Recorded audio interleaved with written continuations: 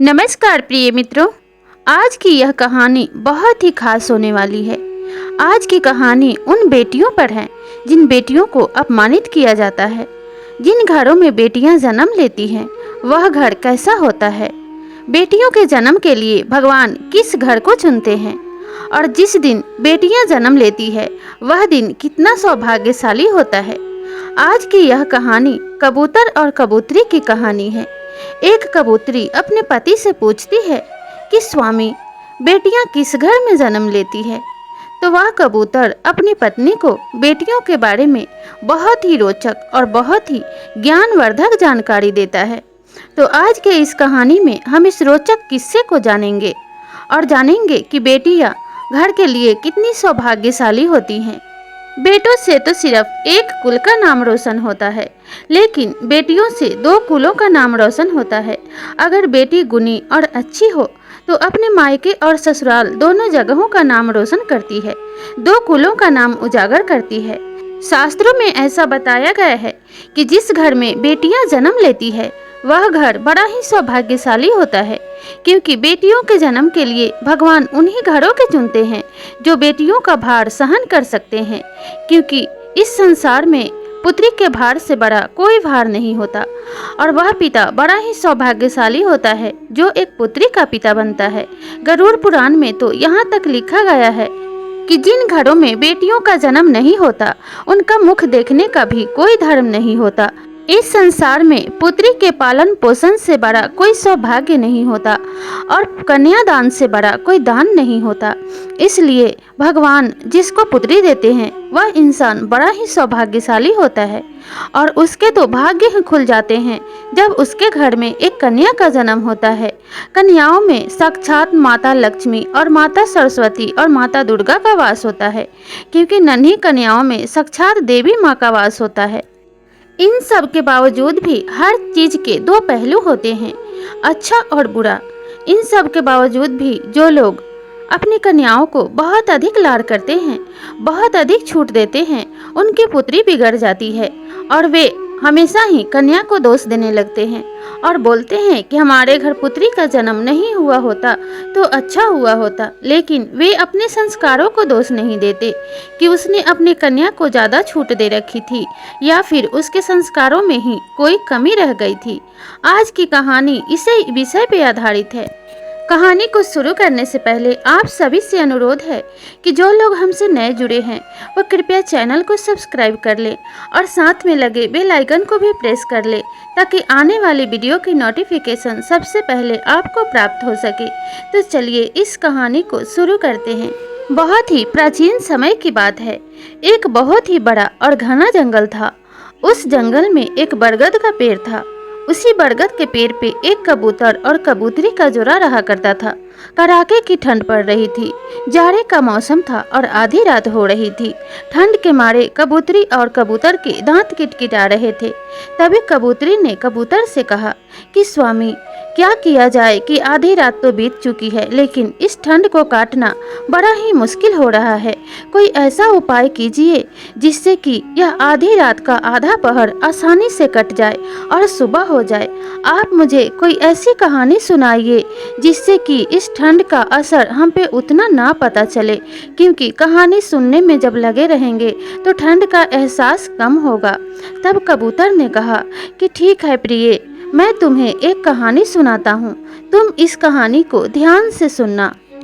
इतना बोलने के बाद कबूतर कहानी सुनाना शुरू करता है और कहता है कि एक नगर में एक सेठ रहा करता था।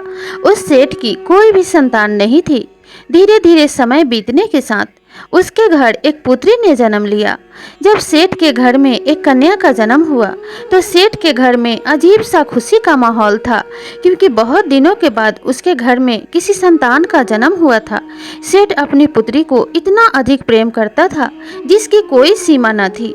अपनी पुत्री के बोलने से पूर्व ही वह उसकी हर इच्छा को पूरा करता, हर वह वस्तु लाकर रख देता जिसकी उसे आवश्यकता होती। इतने लाड और प्यार के कारण सेठ की पुत्री इतना अधिक बिगड़ चुकी थी कि वह किसी की बात न सुनती, ना ही किसी का मान रखती और किसी को भी अपमानित करने में उसे एक क्षण की भी देर नहीं लगती थी। वह रात को जब सोती तो सुबह 10 बजे से पहले कभी भी बिस्तर को नहीं छोड़ती थी और जब घर वाले कुछ कहते तो उन्हें 10 बातें सुनाया करती थी। दिन भर जवान लड़कों के साथ घूमा करती थी और रात्रि में 12 बजे से पहले तो वह कभी भी घर लौटकर नहीं आती थी।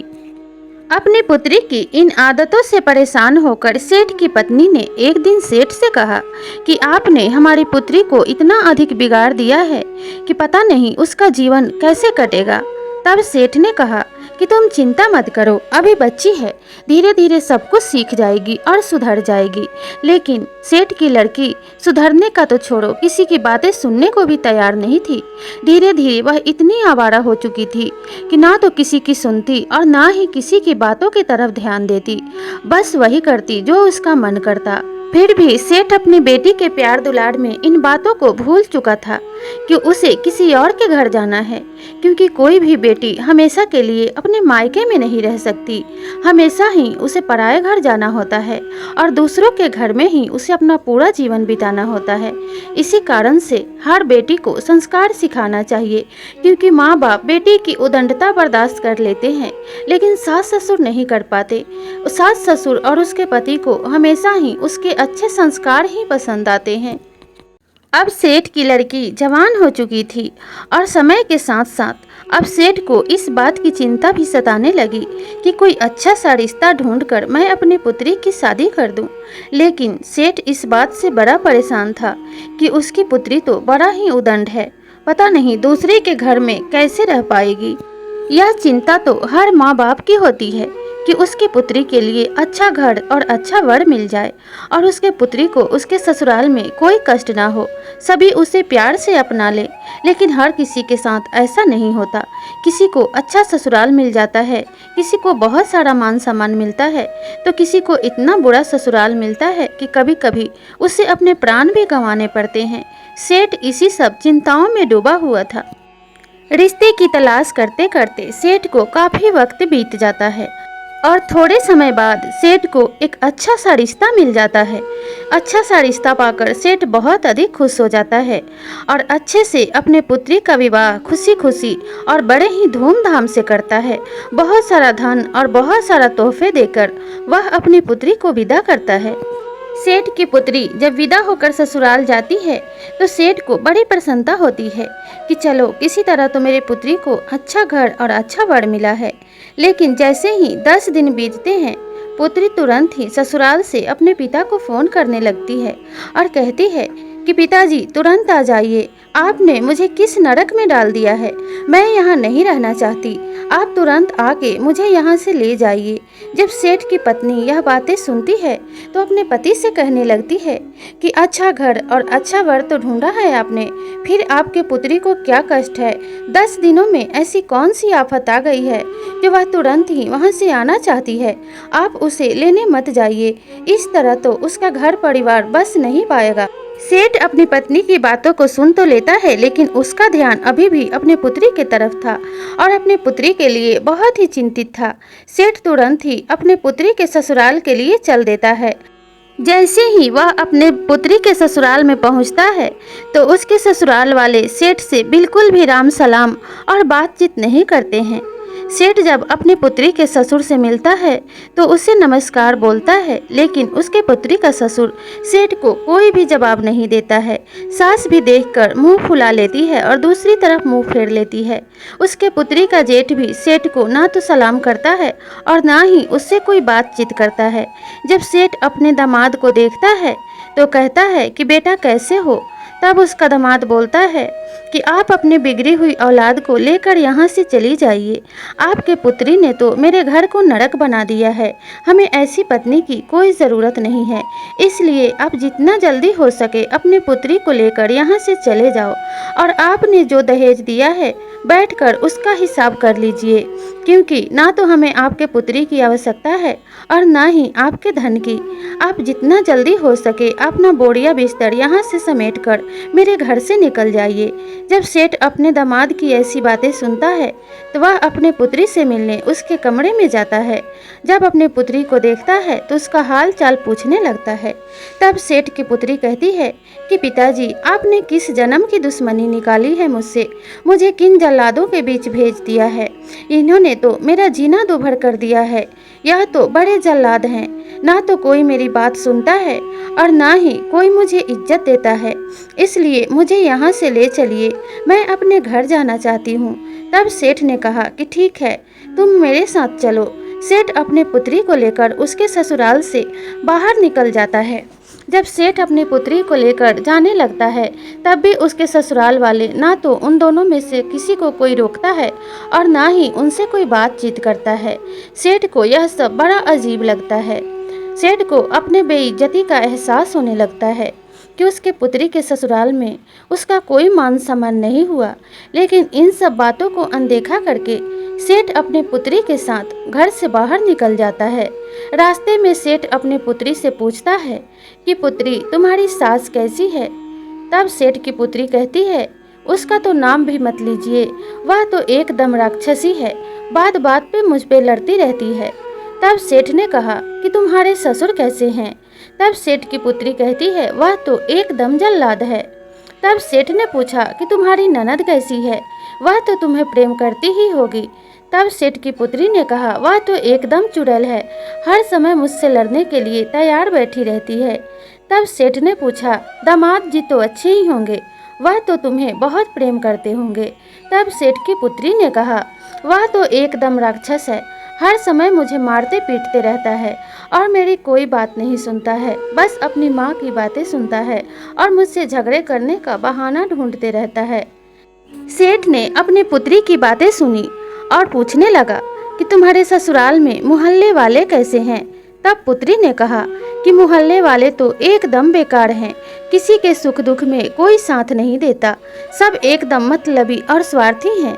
तब सेठ ने सोचा कि कोई एक इंसान खराब हो सकता है, दूसरा इंसान भी खराब हो सकता है, पूरा का पूरा ससुराल खराब हो सकता है, लेकिन पूरा का पूरा मोहल्ला खराब नहीं हो सकता, क्योंकि कोई भी ऐसा स्थान नहीं है जहाँ पे अच्छे और बुरे लोग ना रहते हों।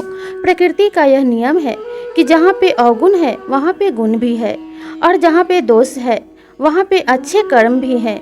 इसलिए जहाँ पे बुरे लोग रहते हैं उसी मोहल्ले में अच्छे लोग भी रहते हैं। तब सेठ ने सोचा कि अवश्य ही मेरे पुत्री में ही दोष है, क्योंकि पूरा का पूरा मोहल्ला सभी लोग खराब नहीं हो सकते। सेठ अपनी पुत्री की बातों का कोई जवाब नहीं देता है और अपनी पुत्री को लेकर चुपचाप अपने घर आ जाता है। जब वह अपनी पुत्री को लेकर घर आता है तो उसके पीहर वालों का बर्ताव पहले से बिल्कुल बदल जाता है। ना तो उससे माँ बात करती, ना भाई बात करता और ना ही भाभी बात करती। अड़ोस पड़ोस वाले भी उसे ताना दिया करते थे और कहा करते थे कि नई नई तो शादी हुई थी, पता नहीं क्यों ससुराल छोड़कर मायके आ गई है, पता नहीं शायद इसका पति से झगड़ा हुआ होगा, शायद ससुराल वालों ने इसे घर से निकाल दिया होगा, क्योंकि इसकी तो आदतें ही खराब है, ये तो बिगड़ी हुई औलाद है। ऐसे ताने सुनकर सेठ की लड़की अब परेशान रहने लगी थी। उसके मायके में सेठ के सिवा उससे कोई बात नहीं करता था। सेठ की लड़की अपने मन में सोचती कि शादी के पहले सब कुछ कितना अच्छा था, सब मुझे लाड़ प्यार करते थे, सब मेरे नाजो नखरे उठाते थे, लेकिन अब सब कुछ बदल गया है।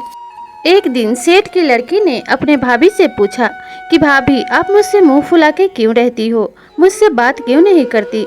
तब सेठ की बहू ने कहा कि तुम्हारा ब्याह कर दिया ताकि तुम अपने ससुराल में जाकर रहो, लेकिन शादी के बाद भी तुम मेरी छाती पे मूंग दलने के लिए वापस आ गई हो, इसलिए तुमसे क्या बात करूं। और वह मुंह फुलाती हुई अंदर अपने कमरे में चली गई। सेठ की लड़की को अपने भाभी का व्यवहार बहुत ही खराब लगा और वह दुखी होकर अपने कमरे में चली गई। जब भी वह घर से बाहर निकलती, मंदिर जाती या किसी भी बाहरी लोग से मिलती तो सब उसे ताना दिया करते और कहने लगते कि शायद तुम्हारा तलाक होने वाला है, शायद ससुराल वालों ने घर से निकाल दिया है, इसीलिए तो इतने दिन से अपने मायके में पड़ी हुई हो। सेठ की लड़की कोई जवाब नहीं देती। एक दिन सेठ की लड़की अपने कमरे में बहुत ही उदास होकर बैठी हुई थी। तभी सेठ वहां पर गया और अपनी पुत्री से पूछने लगा कि पुत्री, इतनी दुखी क्यों दिखाई दे रही हो, क्या बात है। तब सेठ की पुत्री ने कहा कि पिताजी, मुझसे माँ, भाभी, भाई कोई बात नहीं करते, सब मुझसे बड़ा ही विचित्र व्यवहार करते हैं। आस पड़ोस वाले भी ताना दिया करते हैं। मैं इसका क्या करूं? इस तरीके से मैं कितने दिन जीऊं? पिताजी, कोई तो उपाय बताइए, जैसे मैं पहले की तरह अपना जीवन जी सकूं। तब सेठ ने कहा कि पुत्री, पास ही के नगर में एक बहुत पहुँचे हुए साधु महात्मा आए हुए हैं। तुम्हारी समस्या लेकर मैं उनके पास गया था, तो उन्होंने मुझे एक उपाय बताई है। अगर तुम इस उपाय को 6 महीने कर लोगी तो तुम्हें अपने ससुराल में रानी की तरह रखेंगे। हर कोई तुम्हारे मुट्ठी में रहेगा, सब तुम्हारी बात मानेंगे और मायके में भी तुम फिर से लाडली बन जाओगी। सेठ की पुत्री बहुत खुश हुई और कहने लगी कि पिताजी, जल्दी मुझे वह उपाय बता दीजिए, मैं तुरंत ही उस उपाय को कर लूं जिससे मैं पहले की तरह जीवन जी सकूं। तब सेठ ने कहा कि तुम्हें 6 महीने तक इस मंत्र का जाप करना होगा, जिससे तुम्हारे सारे कष्टों का निवारण होगा। तब सेठ की पुत्री ने कहा कि हे पिताजी, इस मंत्र और तंत्र मुझसे नहीं होगा, मुझे कोई और सरल सा उपाय बताइए। तब सेठ ने कहा, मंत्र जाप मैं कर लूँगा, तुम यह साधना कर लो। 6 महीने के लिए तुम मौन व्रत धारण करो, मैं तुम्हें तुम्हारे ससुराल लेके चलता हूँ।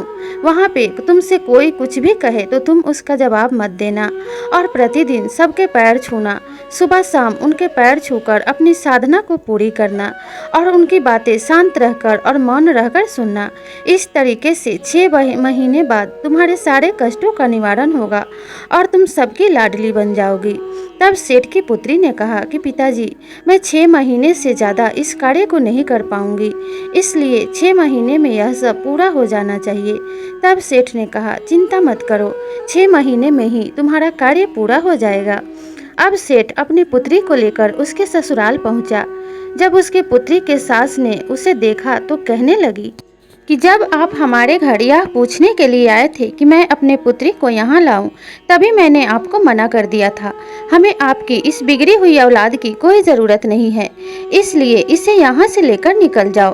तब सेठ को इस बात का जरा भी आश्चर्य नहीं हुआ। उसने कहा कि इसे क्षमा कर दीजिए, भूल हर किसी से होती है, इससे भी हुई है, लेकिन हर इंसान को दूसरा मौका मिलना ही चाहिए। बड़ी ही विनती करने के बाद सेठ की पुत्री के सास ने कहा कि ठीक है, मैं इसे सिर्फ एक बार मौका दे रही हूँ, आगे से इसे कोई मौका नहीं मिलेगा। अगर 6 महीने बाद भी आपके पुत्री में कोई बदलाव नहीं आया तो मैं इसे हमेशा के लिए घर से निकाल दूंगी। सेठ ने कहा ठीक है। सेठ ने अपने पुत्री से इशारा किया कि अपने सास के पैर छुओ। तभी सेठ की पुत्री ने अपने सास के पैर छुए। सेठ ने कहा कि पुत्री, तुम किसी के बात का कोई जवाब नहीं देना और मेरे बातों को स्मरण रखना। सेठ की पुत्री ने हाँ में सिर हिला दिया। अब वह सुबह शाम सबके पैर छुआ करती थी और कोई कुछ भी कहता तो जवाब नहीं देती। एक दिन सेठ की पुत्री अपने ससुर को कप में चाय दे रही थी, तभी उसके हाथ से चाय का कप नीचे छूटकर गिर गया और टूट गया। तब उसका ससुर बहुत ज़्यादा गुस्सा करने लगा और कहने लगा कि अरे कुलक्षणी, हमारे घर का नाश करने के लिए आई है क्या? तेरे माँ बाप ने तुझे कुछ नहीं सिखाया क्या? तब सेठ की लड़की को बड़ा गुस्सा आया, लेकिन वह मन में सोचने लगी कि मेरे पिता इस समय मंत्रों का जाप कर रहे होंगे और मुझे भी अपनी साधना पूरी करनी है। अगर मैं इनके बातों का जवाब दूंगी तो मेरी साधना भंग हो जाएगी। और इतना सोचकर वह चुप रह जाती है और अपने ससुर के पैर छूती है। तब उसके ससुर को बड़ा आश्चर्य होने लगता है और अपनी पत्नी से कहता है कि हमारी बहू सचमुच सुधर गई है, इसमें बदलाव आने लगे हैं। धीरे धीरे 6 महीने बीत जाते हैं और 6 महीने बाद सेठ की पुत्री गर्भवती हो जाती है और 9 महीने बाद वह माँ बन जाती है। इस तरीके से सेठ की पुत्री का जीवन बस जाता है। पुत्र प्राप्त होने के कारण सभी उसे लाड़ प्यार करने लगते हैं और चुप रहने के कारण सेठ की पुत्री का व्यवहार भी पहले से काफी बदल गया था। वह पहले से सहनशील और नरम स्वभाव की हो गई थी। इस तरीके से उसका घर संसार उजड़ने से बच गया। लेकिन सभी दर्शकों से यह अनुरोध है कि अपने अपने पुत्रियों को लाड़ प्यार इतना ही करे जितनी की उसे जरूरत है। लाड़ प्यार की कोई कमी ना करे, लेकिन इतना लाड़ प्यार ना करे जिससे कि वह बिगड़ जाए और उसे सुख के जगह पे दुख प्राप्त होने लगे। अपनी पुत्रियों को अच्छे संस्कार दे और ज़्यादा छूट देने से लड़कियां बिगड़ती हैं, इसलिए ज़्यादा छूट बिल्कुल न दे।